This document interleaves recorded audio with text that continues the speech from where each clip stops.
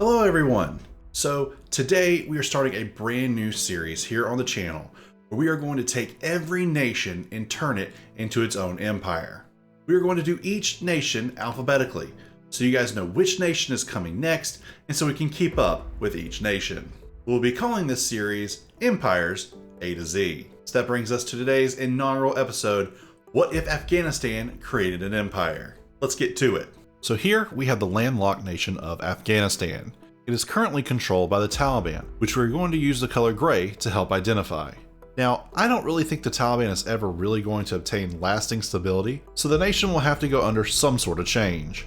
And that change is going to be led by the real-life pro-democracy rebel group, the National Resistance Front of Afghanistan, or the NRF. As of today, the NRF and its allies are sporadically located within the more northern provinces of Afghanistan. In order to get them further off the ground, we are going to give them a helping hand by creating an anti-Taliban uprising in the city of Talakan, in the Takhar province, resulting in a true base for the NRF to begin from. The NRF begins by starting an offensive to take the north. They quickly surround the major cities of Kunduz and Mazar-i-Sharif and take over much of the nearby countryside. Fearing that they are unable to defend the cities, the local Taliban commanders retreat south and allow the NRF to take control over both major cities. Emboldened, the NRF blitz west down Asian Highway 76 to take Maymana and the second most populated city in the nation, Herat. With four of the largest population centers in the nation taken, many tribal leaders begin to doubt the Taliban's ability to lead the nation. Several of these tribal leaders switch allegiance from the Taliban to the NRF and help extend control further into central Afghanistan. As the tribal leaders in the north and central parts of Afghanistan switch allegiances, the NRF decides to use their newfound manpower to start a new offensive. They begin this offensive with a feint attack towards Kabul to draw Taliban forces towards the capital. As the Taliban fall for the ruse, the NRF springs their trap by conducting a large pincer movement along the borders. The northern attack takes Jalalabad, while the southern attack takes Lashkargah before encircling the Taliban stronghold of Kandahar. As the NRF consolidates its supply lines, any remaining enthusiasm for the Taliban among tribal leaders quickly fades, and a majority of the remaining tribes switch allegiance to the NRF, placing Kabul in danger of being besieged. The NRF soon begins the Battle of Kandahar to stomp out the home of the Taliban. The city falls in a matter of weeks, and the NRF turns to complete the siege of Kabul. With the capital under siege and Kandahar fallen, morale among Taliban fighters plummets, causing thousands of fighters to surrender and abandon the defense of the city. As the NRF marches into Kabul, the Taliban's reign of terror comes to an abrupt end. The NRF wastes little time in setting the nation to rights. Learning from the propped-up failure that was the Islamic Republic of Afghanistan, the NRF decides that a strong and respected leader of the tribes must be picked in order to maintain stability. They look to the last time that Afghanistan was stable and at peace without foreign interference, which was under the monarchy of Muhammad Zahir Shah. Following the death of his son, they invite the first living male heir of the old Afghan monarchy to come back into the nation. This man is Prince Muhammad Zahir Khan, the grandson of the last king. While the new king is head of the tribes and people of Afghanistan, he will lead alongside a democratically elected prime minister. The new king quickly sets his focus on stabilizing the nation through improving the economy and standard of living, while the prime minister focuses on resuming diplomacy with much of the world. Countries like China and India rush to invest in improving the economy of the nation and gain influence in Central Asia. Rail lines are set up connecting most major population centers, as well as connecting to ports in Pakistan and Iran. Meanwhile, the battle-hardened remnants of the NRF recreate the backbone of the Royal Afghan Army and begin hunting down the remaining Taliban leadership and any insurgents who pop up. For over 2 decades, the rebuilding effort is allowed to go mostly unhindered, resulting in the tripling of Afghanistan's economy from before the Taliban took over. By retooling the political framework, increasing personal freedoms, and with massive growth of the economy, Afghan society rapidly stabilizes. With his nation's newfound wealth and diplomatic relations, the king rebuilds the military into that of an effective fighting force capable of extending Afghanistan's reach across Central Asia. As Afghanistan stabilizes, the political situation in Central Asia is thrown into upheaval as the other nations race to contend with the rapidly rising regional power. This causes relations across Central Asia to sour. A diplomatic crisis breaks out when it is discovered that Afghanistan's northern neighbor, Tajikistan, is harboring ex-Taliban leaders and refuses to extradite them. Tensions along the border increase as Muslim radicals from within Tajikistan fire mortars and stage hit-and-run attacks into Afghanistan. Afghanistan begins to look for allies against Tajikistan and finds a friend in Kyrgyzstan. Not long after, Kyrgyzstan and Tajikistan begin a series of border clashes that soon turns into a full war. Seeing an opportunity, Afghanistan decides to intervene on behalf of its ally and declares war on Tajikistan.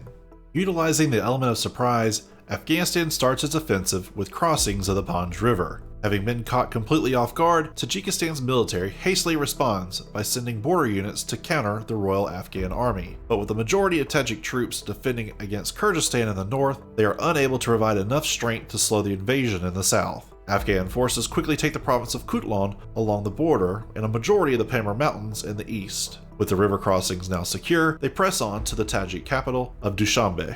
Kyrgyz forces finally break through and take the northern city of Kuzand, along with the majority of the Sud province. Seeing that they are out of options, the Tajik government surrenders. With only a minor insurgency remaining, Afghanistan and Kyrgyzstan divide Tajikistan among themselves. Following the war with Tajikistan, Afghanistan's king focuses on rebuilding the war-torn region and integrating it into the fabric of the Kingdom of Afghanistan. This takes the better part of a decade, but with an increase in the quality of life for the region and equal political status of other ethnicities, the Tajiks readily assimilate into the Afghan framework. A decade after the war in Tajikistan, tensions have remained high between Afghanistan and a coalition of Uzbekistan and Turkmenistan. This coalition begins to grow their militaries and become more hostile towards Afghanistan. Afghanistan's King Zahir signs a secret mutual defense pact with Kazakhstan in order to assure the nation's security in the region. Sensing weakness and looking to cut Afghanistan off at the knees, Turkmenistan and Uzbekistan both launch a surprise attack against Afghanistan.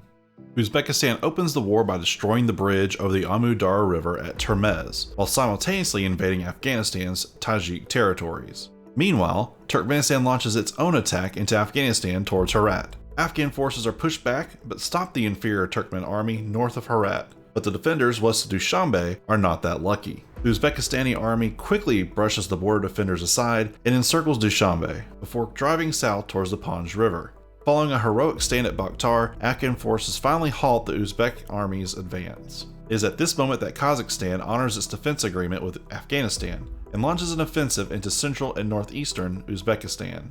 Fresh Uzbek forces, meant for the storming of Dushanbe, are suddenly rerouted to the defense of the capital region. They arrive in time to save the capital of Tashkent and then perform a counterattack that pushes the Kazakhstani army into southern Kazakhstan.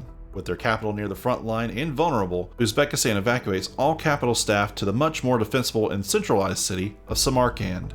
Afghanistan then launches its own counteroffensive to relieve Dushanbe, which is successful in not only relieving the city defenders, but also pushing back into southeastern Uzbekistan.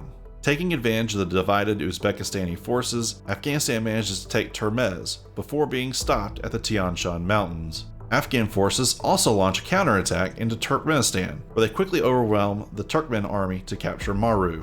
With the war in the north locked into a stalemate, Kazakhstan sends a small force to take the western plateau of Uzbekistan, but supply lines prove to be ineffective to sustain the push. Meanwhile, Afghan forces push deeper into central Turkmenistan and take the capital of Ashgabat. Turkmenistan's government then surrenders. With Turkmenistan knocked out, Afghanistan can now attack the soft underbelly of Uzbekistan. Seeing that they are now wide open to attack, the Uzbek Air Force bombs the remaining bridges across the Amu Darya River in an attempt to halt the Afghan army. While this does halt their advance, Afghanistan sends its own air force in to establish air superiority over potential river crossings. They then attempt to ford the river, which is successful in 3 areas. One near Nukus in the west, one near Kirki in the southeast, and the main crossing north of Turkmenabat. After establishing air superiority over the bridgeheads, they push beyond the river banks to create a safe crossing zone for men and material. With the Afghani army on their southern doorstep, the Uzbek army rushes to defend against the newly created front line. Meanwhile, Kazakh forces are finally able to push the Uzbek army out of southern Kazakhstan and begin the siege of Tashkent. Unable to fight on 3 large fronts, Uzbekistan begins to retreat to better defensive positions south of Tashkent. Afghan forces take further advantage of the overextended Uzbek army and capture Bukhara, before beginning a broad offensive towards Samarkand.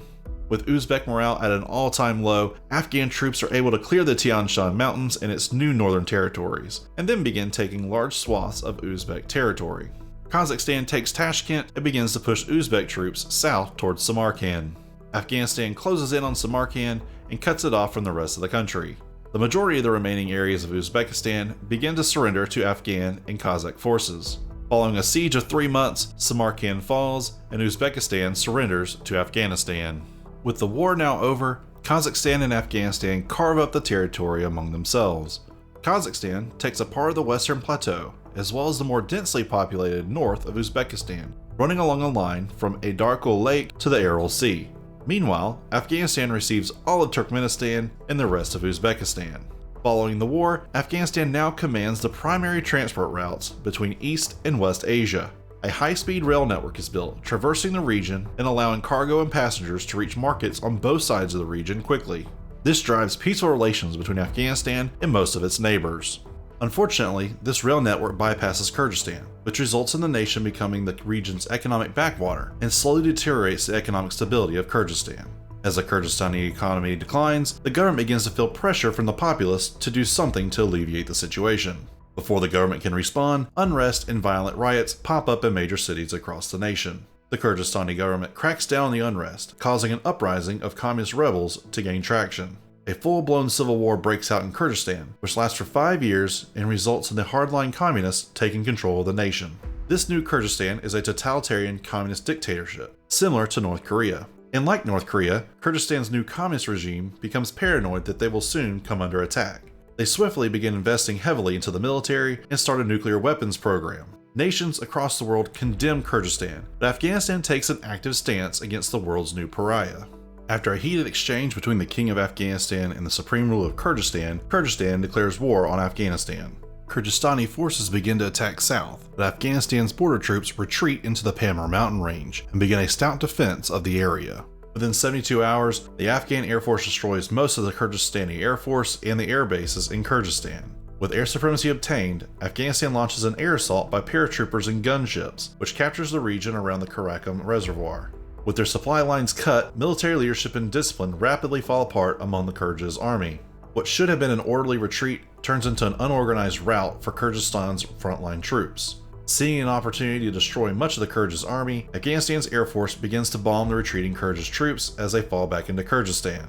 Afghanistan then launches an assault to take Kuzan, before driving deep into Kyrgyzstan itself. Within weeks, Kyrgyzstan finds itself hastily defending its own capital, with much of the nation occupied by the Kingdom of Afghanistan. Despite the council of its chiefs of the armed forces, the supreme leader refuses to give up. The chiefs of the armed forces soon launch a successful coup to eliminate the supreme leader for surrendering to Afghanistan. Triumphant, the King of Afghanistan decides to make an example of Kyrgyzstan and formally annexes Kyrgyzstan into Afghanistan. Following the Central Asian War, Kazakhstan's efforts to assimilate the people of the Fergana Valley begins to encounter serious issues as the Tajik and Kyrgyz refugees in the region begin to violently resist assimilation. Kazakhstan looks for a peaceful solution and makes an offer to Afghanistan to sell the rebellious areas east of Tashkent. Afghanistan agrees and begins the transfer. Following the transfer, the local populace are free to reunite with their families and the population settles down. And this pretty much ends it for Afghanistan. The Kingdom of Afghanistan is now an empire spanning across Central Asia and is highly capable of fending for itself. It likely has a top 50 economy and is very important for the stability of Central Asia. I hope you all enjoyed this scenario. If you did, please consider subscribing to the channel, liking the video, and leaving a comment. Those things really help the channel in a big way, and I really appreciate your support. Anyways, I'll see you next time as we do another nation in Empire's A to Z.